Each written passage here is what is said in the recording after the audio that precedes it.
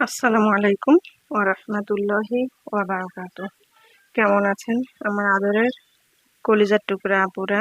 সবাই ভালো থাকুন ও সুস্থ থাকুন, এই দোয়া সব সময় করছি এবং আপনাদের দোয়া আশীর্বাদে আমিও ভালো আছি। আলহামদুলিল্লাহ, আল্লাহর কাছে শুকরিয়া জানাচ্ছি।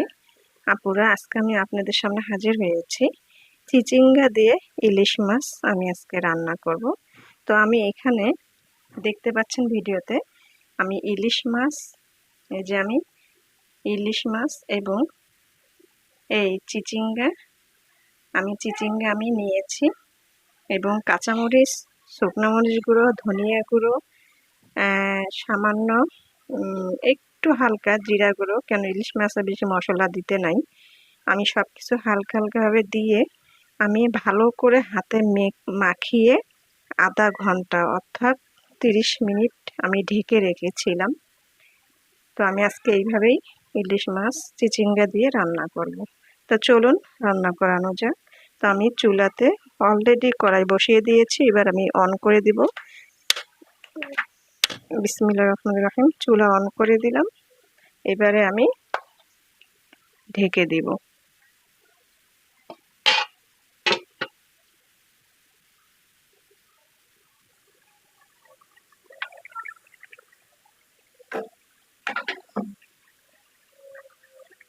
আপুরা দেখুন, চিচিঙ্গা দিয়ে পানি বের হয়েছে। তো এই পানিতেই আল্লাহর রহমতে ইলিশ মাছ রান্না হয়ে আসবে।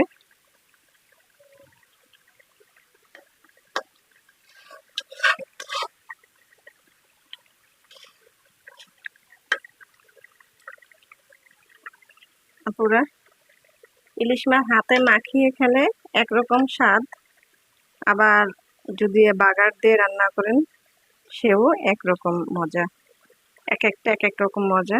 তবে আমি আজকে হাতে মাখিয়ে 30 মিনিট ঢেকে রেখেছিলাম, এরপর আমি রান্না করছি।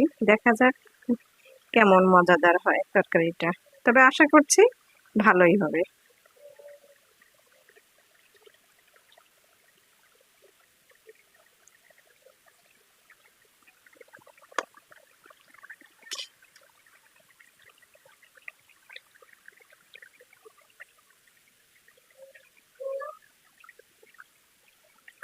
তো আমি আবারও ঢেকে দেব।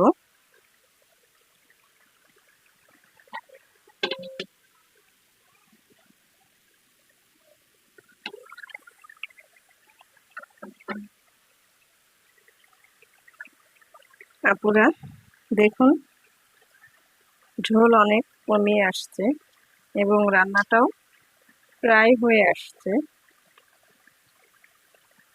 আসলে আপুরা অনেক মজাদার হয়েছে। যেহেতু মজা না হয়ে বা কি হবে বলুন, যেহেতু আমি সব রকমের মশলা দিয়ে সামান্য একটু করে করে দিয়ে আমি 30 মিনিট ঢেকে রেখেছিলাম, তো অবশ্যই মজাদার হতে হবে। আপনারাও এইভাবে ইলিশ মাছ যদি চিচিঙ্গা না দেন, এমনিতেও যদি একটু বেশি বেশি করে একটু পেঁয়াজ, কাঁচামরিচ, শুকনো মরিচ গুঁড়ো, ধনিয়া গুঁড়ো, হলুদ, এগুলো দিয়ে সুন্দর করে মাখিয়ে হাতে কিন্তু আগে পেঁয়াজ মশলাগুলো ভালো করে মেখে নিতে হবে। মাখাতে মাখাতে একটা সময় মনে হবে যে একদম হাত ভুনা হয়ে গেছে। তারপর ওখানে মাছগুলো দিয়ে সুন্দর করে ভালো করে মাখিয়ে তারপরে আপনারা ঢেকে 30 মিনিট রেখে দিবেন। তারপরে এইভাবে রান্না করে খেয়ে দেখুন, আশা করছি ভালোই লাগবে খেতে। তো রান্নাটা প্রায় হয়ে আসছে আপুরা, আমি নামিয়ে নেব।